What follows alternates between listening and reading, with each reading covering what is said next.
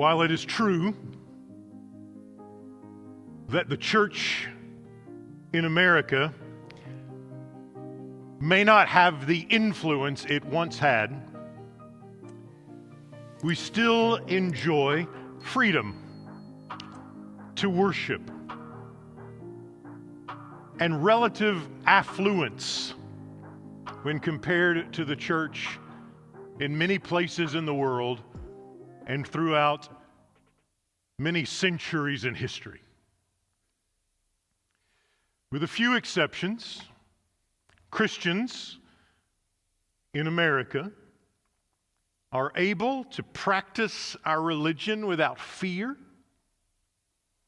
with comfort, and with ease. We build buildings.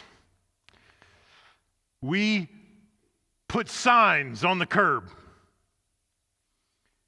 We create websites and social media accounts and fill them with pictures and videos and content for public consummation. We practice our religion in public. Things are not this way everywhere. Many of you will have traveled to places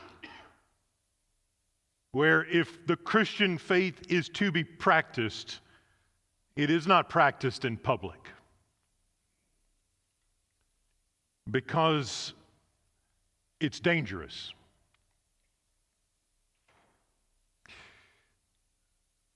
I, over the years, have heard stories, testimony from students, colleagues, friends who have experienced what it's like to be a follower of Jesus in a place where that's not safe. One believer from another country has told me what it's like to meet with the church secretly. If you're going to do that, you can't all show up at the same time, can you? That would attract attention. So what do you do about that? Well, some of you are going to have to come 4 hours early, or 3, or 2. And when you arrive, not in groups, because that would attract attention of people who would seek to harm you, you can't just go in the front door or up the main elevator. You've got to use the cargo freight elevator so you don't draw attention to the fact that you're worshiping Jesus. The experience of the believers in Smyrna in the first century would have resonated more with that than this. The idea of putting up signs on the curb and worship times on the website would have probably been a foreign notion in a place and a time where you have to lay low to be worshiping safely. Thinking about the distance, the contrast,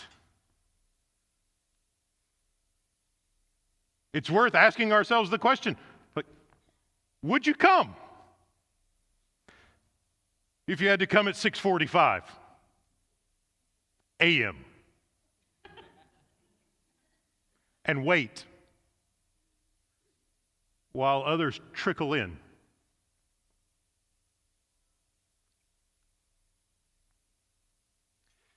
The distance probably feels difficult to relate. What do we do with texts like this? I know your affliction. I know your persecution. Someone's going to imprison you. The devil will throw you in prison. It doesn't really reflect our experience, does it? We pick up a coffee on the way in. Good coffee. We're grateful for that, and there's nothing wrong with that. But texts like this, Revelation 2, 8 through 11, that record the words of the risen Lord Jesus Christ, offering words of comfort to believers who are suffering for his name, should give us pause. And raise questions. So the bottom line today isn't a sentence, it's a question. What character of life arises from a posture willing to suffer for Christ? Perhaps at least we can ask that question, because most of us are not suffering for Jesus. But perhaps we can ask about our willingness to, and granted that willingness, what sort of life emerges this afternoon, tomorrow, the next day? What character of life emerges from a posture willing to suffer for Christ in a setting where we're not suffering?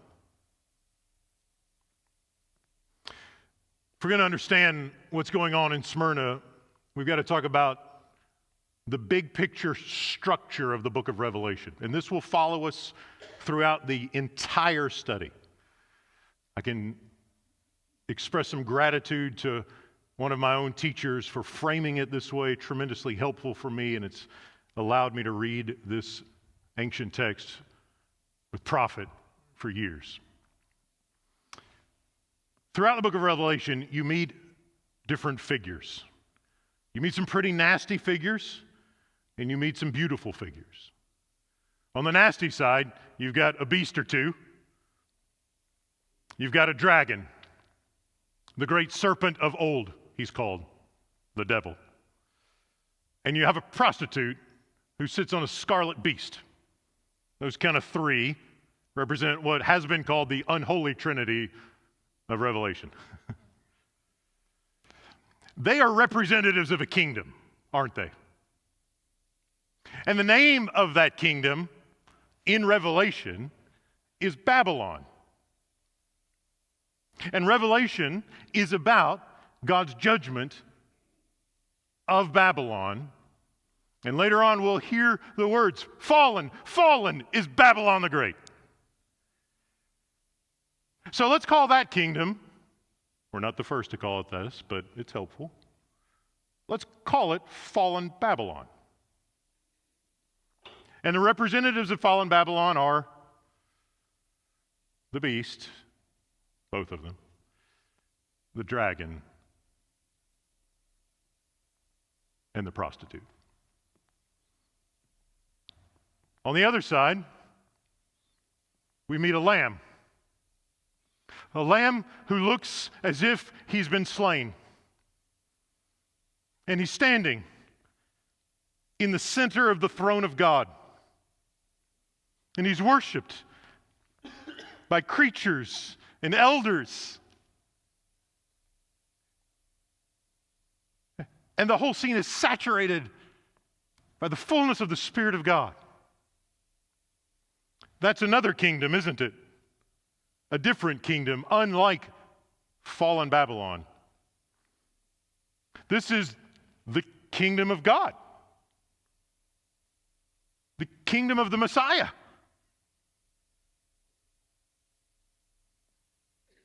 This is the kingdom of the New Jerusalem.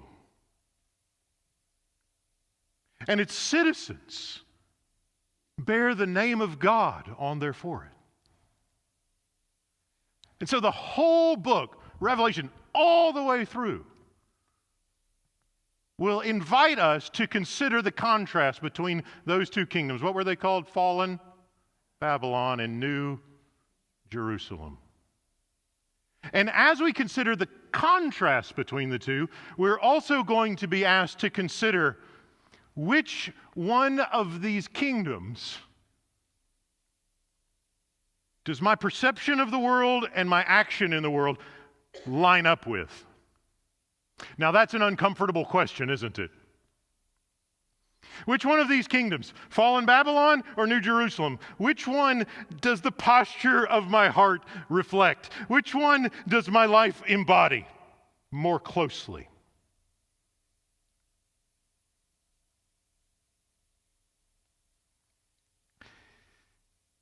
In Smyrna,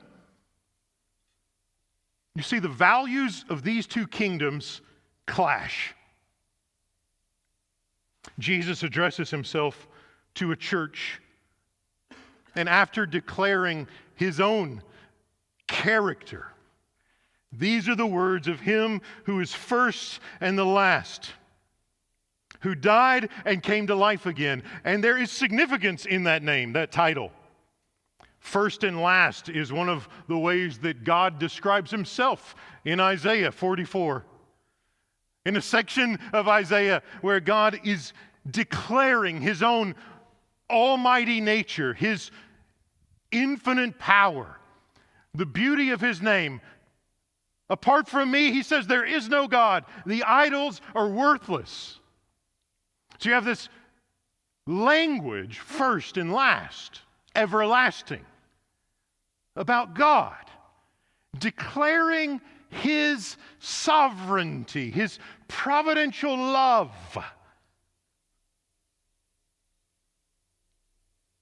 Over and against a world marked by paganism and falsity.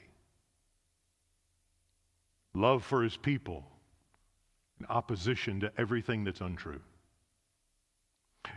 And that name for God, first and last, is a name for Jesus on the pages of this Revelation. You don't have to be a Bible scholar to figure out the implications of that. John wants you to know Jesus is the embodiment of the God of Israel. Jesus is God. And he has come to a people who are suffering against the pressure of the pagan world. Take heart. I am the first and the last. Apart from me, there is no God. I died and was raised to come to life again. The first martyr, Jesus, offers this word of encouragement, sympathy to those who perhaps will face martyrdom themselves. Smyrna was a city that loved its Roman identity. Some cities in the ancient world were more proud of their Roman status than others. You might call them patriots of the Roman Empire. They were proud of it. They were so proud of it that they devoted significant energy into the maintenance, and now this is a technical term, but we'll explain it, of what's called the imperial cult. And all that means is that they were deeply committed to the worship of Caesar, of Roma, the goddess, and everything that she meant and stood for. And that reverence of Caesar infiltrated every aspect of their life together in the city. Let's say, for example, that you're, a silversmith, like we read about Alexander in Ephesus last week. It's your job to take silver and carve things out of it. Maybe you've converted to Christianity and you don't want to make idols of Artemis, but you can make some other things. Well, to get the silver, you have to be a part of a guild, a union of sorts, a trade guild. That's how the resources get into the city. The guild arranges the contracts, gets the materials, and then distributes it to the members of the guild. You take the material, go back to your shop, form it into whatever it is you're going to sell, sell it to people when they come to town or people who live there. That's your income, and you buy bread and food to feed your children with. Here's the problem. When the trade guild gathered, whatever the patron deity of that guild was, they worshiped it. And it's highly likely that Caesar got some worship too. You'd have the opportunity. Opportunity is a loose word. You would be expected to pinch a pinch of incense to the honor of the emperor. You would be expected, just like everyone else, to revere the pantheon of Roman deities. And if you don't, you're not going to be a part of the guild. And if you're not a part of the guild, well, you can't get the stuff you need to work your trade, to make your income, to feed your kids and pay your rent. So wait a second. You mean if I'm a Christian and I don't want to worship the emperor, I can't be a part of the trade guild? Jesus says, I know your affliction and your poverty. Now you know why. Devotion to Jesus in a city like Smyrna could literally mean you walk away from your trade.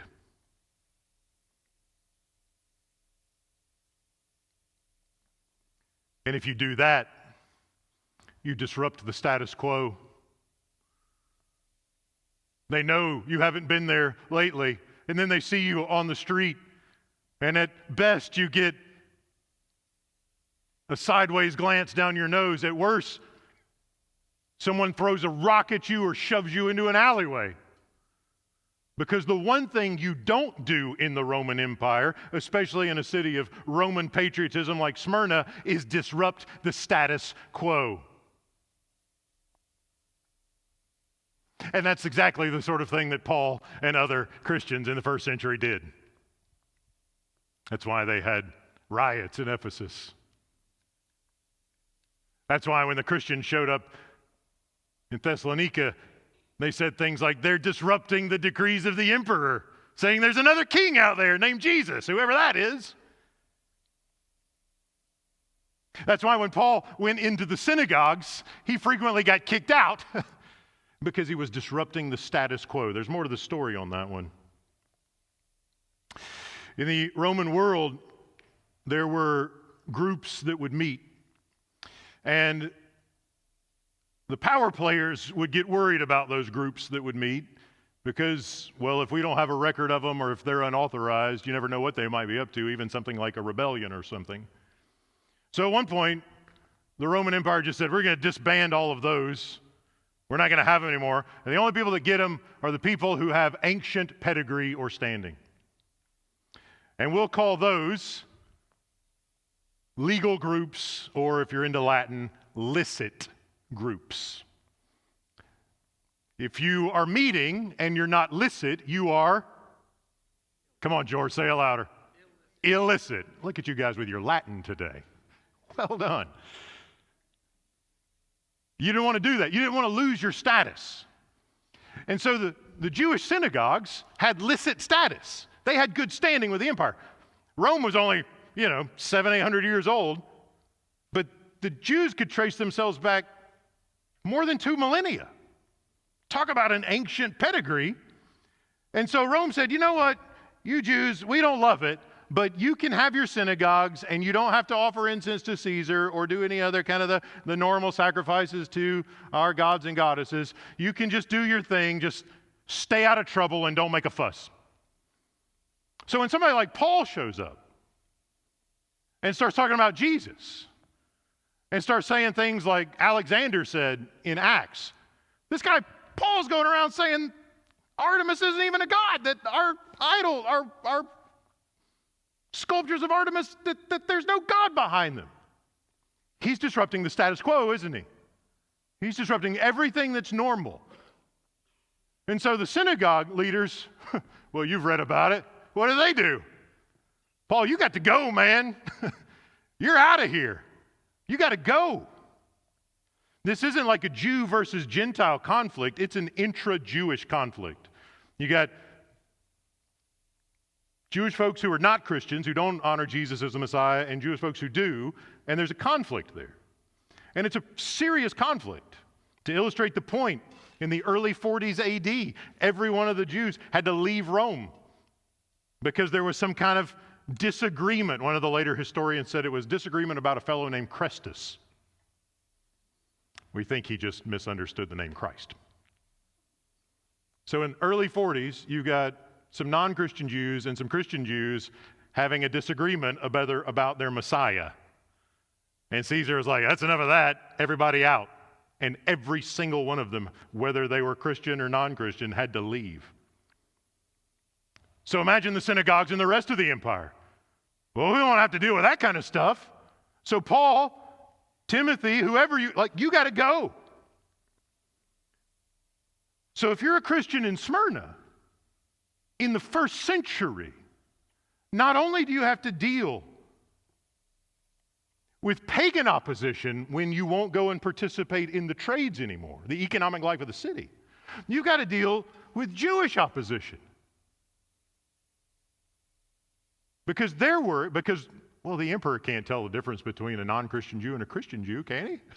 They all look the same to me. So Jesus says, I know about the slander of those who say they're Jews but not. And then he goes and calls it a synagogue of Satan. That's hefty. Like maybe if you're politically correct, anti-Semitic and modern day censors are going off. You're thinking, wow, we can't say things like that. Well, in the first century, he didn't have those kind of foibles, and we want to be careful with that kind of language because we don't want to use it in the wrong way. We need to understand what's going on. Why would John call the synagogue of Satan? Remember that big contrast we talked about just a few minutes ago? What was it? Fallen Babylon and new. And we said all through Revelation, we're going to be invited to ask, whose values am I embodying? If you're unwilling to listen to the gospel of the Messiah in order to maintain security with the empire, which kingdom's values are you leaning into? That's not a trick question. Fallen Babylon. And the dragon, the devil, is a chief representative. So in John, well, it's Jesus here actually. John's recording it, Jesus is saying it. When he refers to the synagogue of Satan, it's a way of saying the synagogue itself is aligning itself with fallen Babylon.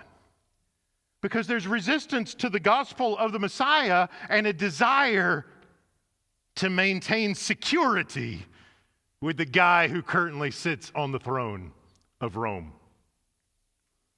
So anytime, Jesus, you're saying anytime we sacrifice faithfulness for the sake of security, we're in danger of aligning ourselves with fallen Babylon? Oh.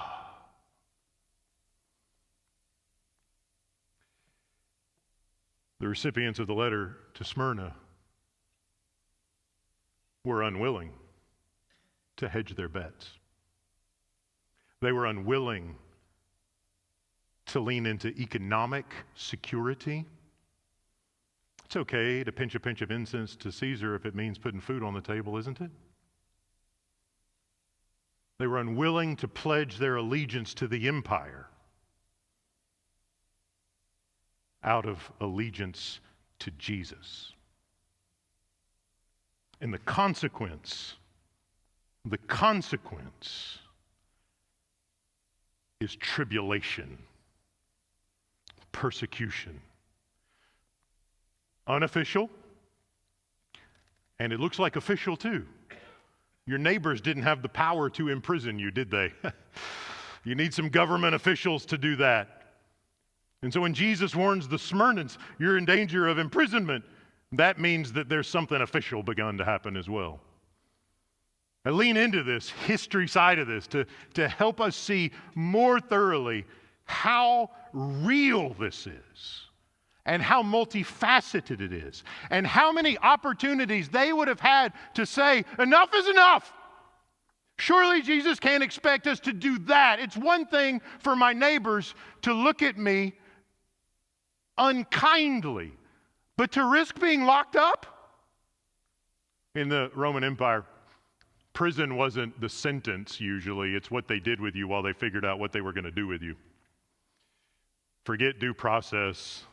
Forget speedy trial. Is he guilty? I don't know. Well, let's investigate it. What do we do with him in the meantime? Lock him up.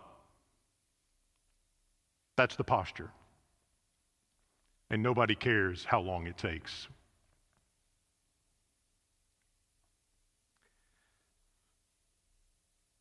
What character of life arises from a posture willing to live like that? Could I find myself? Could any of us find ourselves willing to take a posture like the believers in Smyrna took? In relation to the gospel, in relation to Jesus. Their life is marked by tribulation. Now that's a buzzword when we talk about Revelation, isn't it? Tribulation. Greek word for tribulation appears twice in these 4 verses. It's already come up once in Revelation chapter 1. After this, it'll come up 2 more times. That's a total of 5. I told the early service what the Greek word is. I haven't decided whether or not I'm going to tell you guys what it is. It's hard to pronounce. All right, we'll do it. The word is thlipsis. It's kind of like flip, but with a TH instead of an F and an is on the end. It's one of those things where in Greek, they'll take consonant sounds that we never put together and stick them right next to each other. Try to find an English word that goes TH and L in the same order. And if you can find it, let me know, because it'll be in the sermon the next time we preach. You don't get that. It's a weird sound for us to make thlipsis. It means tribulation, persecution, affliction, suffering. Different translations handle it different way. If you have an English Standard Version, you've seen it in the text already, because every one of the 5 times that word shows up in Revelation, the ESV gives you that one word, tribulation. The NIV gives you 4 different words. In chapter 1, it's not tribulation, it's suffering. We've already heard in chapter 2, once it's afflictions, and in verse 10, it's persecution. Only in chapter 7, verse 14, do we finally get that super big, bad buzzword of end times craziness, tribulation. So what do we do with this word? How do we understand it? What does it mean? And let's just go ahead and acknowledge there's a theological system. It's come up a couple of times. It's going to keep coming up because, well, they've said a lot about this. That wants to say everything in Revelation 6 up through, I think, chapter 18 is in the future, and it's describing this future 7-year period of tribulation. Fire from heaven, blood in the streets, people dying all over the place, wrath of God unveiled in every way. You've heard that? I'm guessing a couple of folks have heard about that. You don't even have to read the books to hear about it. I've met folks who just say, I never did read those books, but there's a tribulation coming, right? It's in the air, so to speak. We just sort of are expected to expect sometime, like right before Jesus comes back, 7 years of the worst possible gory vengeance of God you can imagine. Now, here's my question. If that's what tribulation means, Why do 3 out of the 5 times that word shows up in the document come in chapters 1 and 2 and describe the experience of Christians in the first century?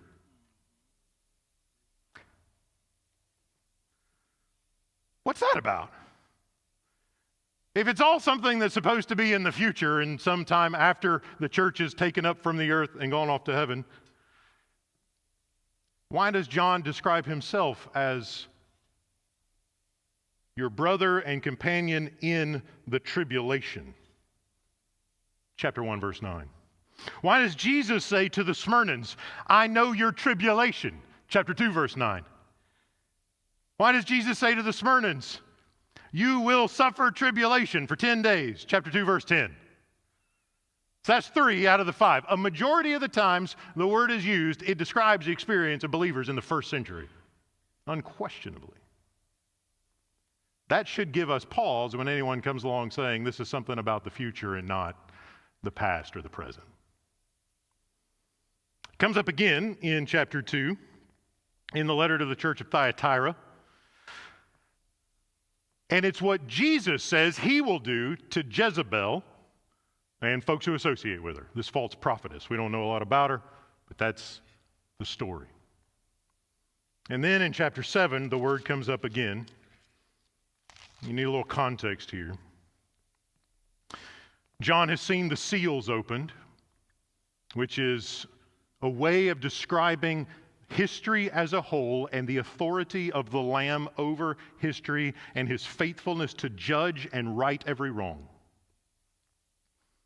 And then he says in chapter 7, I saw this crowd of 144,000 people from all the tribes of Israel. And he goes through a list, 12,000 from this tribe, 12,000 from that tribe, so on, so forth, so on, so forth. What's he seeing? He's seeing the rescue of the full number of Abraham's family. Remember, all the numbers in Revelation symbolize something, and in the Hebrew mind, 12 is fullness, completion, something like that. This is about the full restoration. If you take completion and multiply it times 12,000 or something, it's super complete. It's a way of saying every last one. They're all here. Everybody's rescued. Faithful Israelites are rescued, and that's what you see. And then John says, after that, I saw a great multitude. Notice the contrast. I can count these, 144,000. That's a countable number. And then I saw, he says, verse 7, chapter 7, verse 7, I looked, and there before me was a great multitude no one could count. So we've got a group we can count. That means it's proportionally smaller than the other one. And this great multitude no one can count is people from every nation, not just one nation, not just one tribe, people from every tribe, not just one people in one language, people from every people in every language. And they're brought in to the presence of the Lamb. They're standing before the throne, before the Lamb, which in chapter 6 is where the martyrs were. And they're wearing white robes, and they're holding palm branches, and they cry out in a loud voice, salvation belongs to the Lord. What is John seeing? He is seeing a vision of the full redemption of the full people of God. This is the gospel for the Jews, 144,000, and goes out to the Gentiles, multitude from every nation. That's not complicated, is it? We're used to that story. Jesus says things like that. Paul says things like that. Gospel for the Jews and then the nations, right? This is Revelation's way. That's possessive, not plural. Possessive, not plural. John's way in Revelation of saying the gospel's come to the Hebrew people and it's done its work. And now it's going to the nations. And everybody with a white robe is a part of the people of God. This is about the full redemption of the full people of God. And so one of the elders says to John, who are they? And John says, you know better than me. And then he says this, verse 14. He said, these are they who've come out of the great tribulation. They've washed their robes and made them white in the blood of the Lamb. They're the faithful ones. So what's going on here? Is this a smaller group of people that somehow get rescued during that future 7-year period when all you know what breaks loose on the earth? Or is it a vision of the full salvation of the whole people of God? An innumerable multitude of of people from every tribe, nation, and language. That's what it is. Anyone who's washed their robe in the blood of the Lamb. Anyone who's cleansed. These are the citizens of New Jerusalem. They're the ones who've been faithful unto death. And now they've entered into the presence of the Lamb in heaven, and they've come out of their time of testing. In Revelation, tribulation is not a future 7-year period of blood and gore and comets crashing into buildings.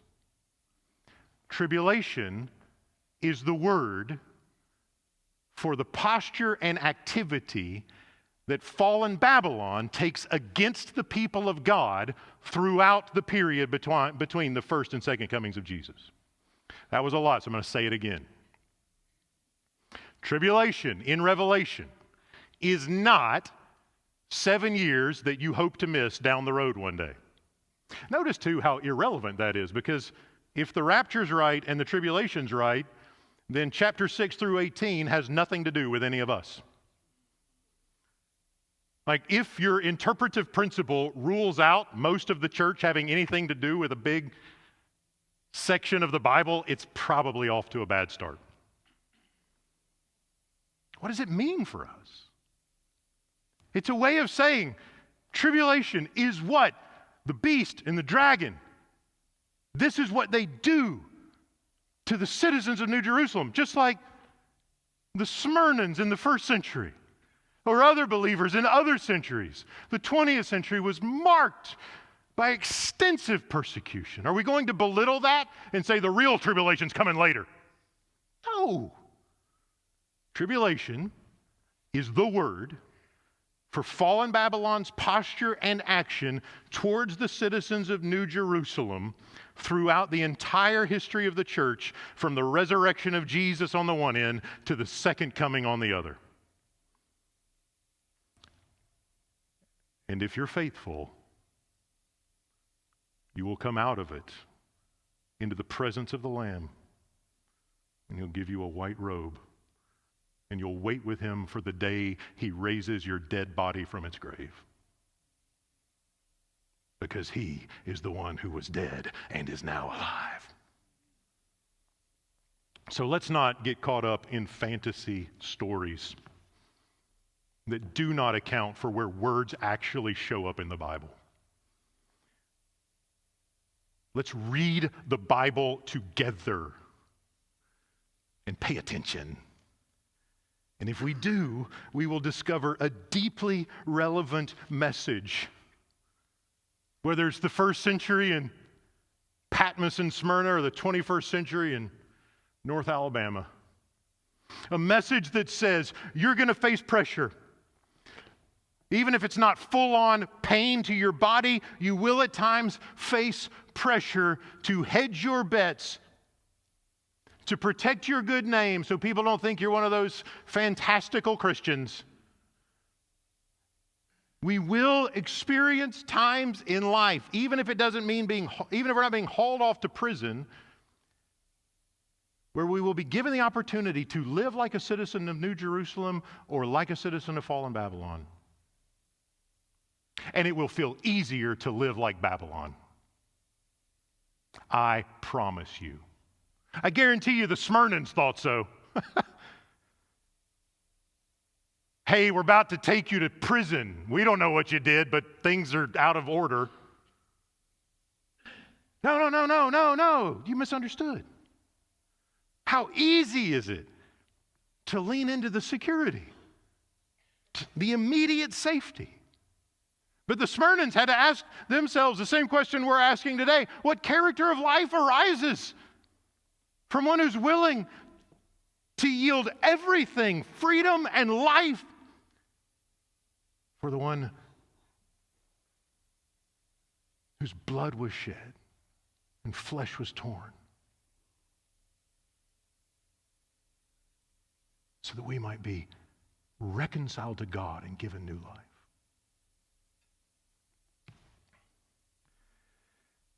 Jesus promises to the Smyrnans, be faithful, even to the point of death, and I will give you the crown of life. The one who is the resurrection and the life promises, if you die for me, I'll raise your body from the grave. If you're faithful, though it cost you everything, not only will I raise you from the dead, I'll give you a crown and you will reign with me.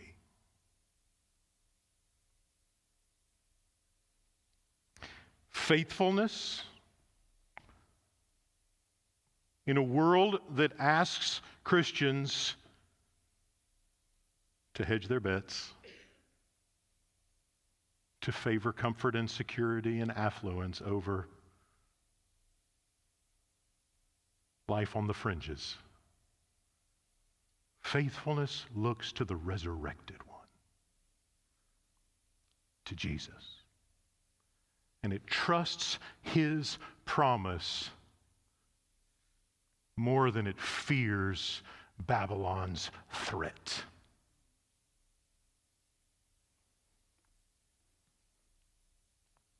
Be faithful, even to the point of death, and I'll give you the crown of life. Whoever has ears, let them hear what the Spirit says to the churches. The one who conquers, the one who is victorious. Notice, being faithful to death and being victorious are not in contrast. Those who are faithful to death are the ones who conquer. They die without compromising. These will not be hurt at all by the second death. That's a word we're going to run into again, a term, second death, at the end of Revelation. It'll come up twice in chapter 20 and 21. There it's explained that the second death is the negative judgment, the lake of fire. It's where death and Hades and those whose names are not written in the book of life find their place. Jesus promises, you may die,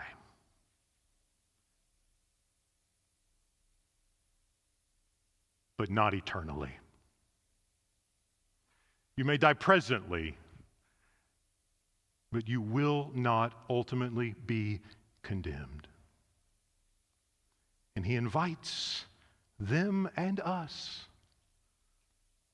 to look to him, to seek him, to cultivate this character of life, willing to yield everything, willing to lose anything, because he has more value than anything else we could amass in the world. And so you might be asking, well, how do I cultivate that character of life? How do I do it? And this is the great thing. There's no secret. It's not hidden. It's not a mystery. Jesus said, if you want to be my followers, deny yourself. Take up your cross. Follow me. The secret to cultivating a character of life that does not yield under threat, the secret of cultivating a character of life that honors Jesus above all else, is a life marked by increasing self-denial and increasing love for Jesus. It's a life of Christian discipleship. If you want to be faithful, follow Jesus. Draw near to him. Run to the means of grace. Sing the songs of the church. Say the creeds. Pray the prayers. Say them with your whole heart. Don't just mouth the words, because that's what we do every week. Bring your life and your energy into the worship of the one who is the first and the last. Be a serious disciple, not a casual disciple. Don't just do it when there's time. Do it because you love the one who purchased you with his blood. This is why we talk so much here about the path of discipleship. Because the path of discipleship is nearness to Jesus. And Jesus is our salvation. Worship him. Love him. Draw near to him. Implant yourself in the life of the church. Go to the mission field, across town, across the border. Those practices, week in, week out, create an identity and habits of saying no to myself and yes to Jesus. Will we be a people marked by an increasing commitment to him? Will we be a people found faithful when we come to our time of testing?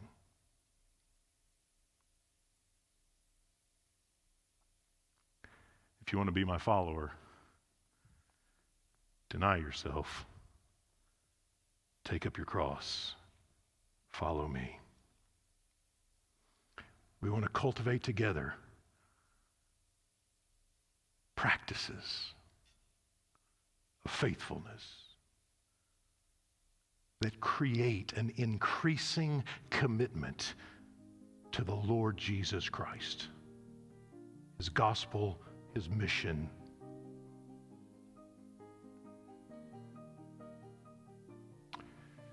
So I ask again, if you had to come 4 hours early, would you?